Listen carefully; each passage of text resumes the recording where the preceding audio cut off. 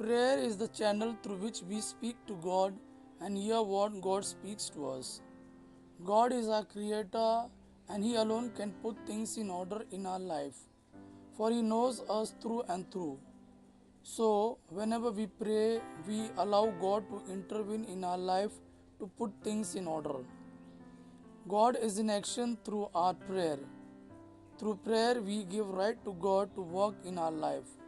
He will set all that is broken, chaos, in right order.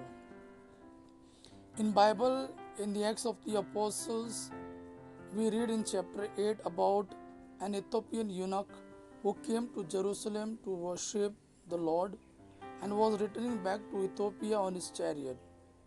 In his chariot, he was reading the passage from the book of Isaiah and was unable to understand. Since eunuch had a deep love for God, God was in action to help him. God sent an angel to Philip. An angel of the Lord said to Philip, "Get up and go south to the desert road that goes down from Jerusalem to Gaza."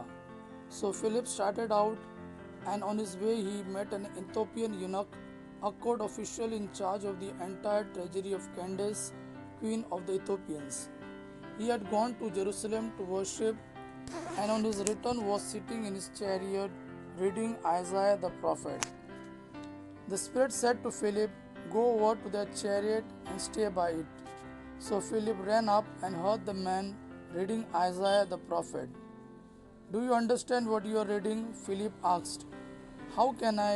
he said, "unless someone guides me."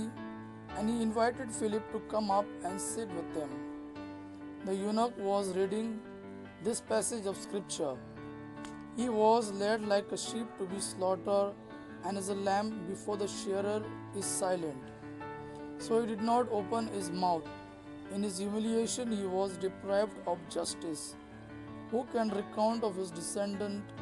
For his life was removed from the earth.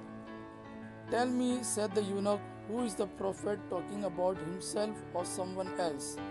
Then Philip began with this very scripture and told him the good news about Jesus.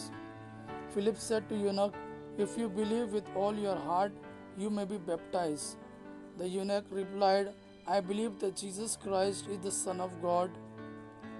Eunuch believed in Jesus and was baptized by Philip.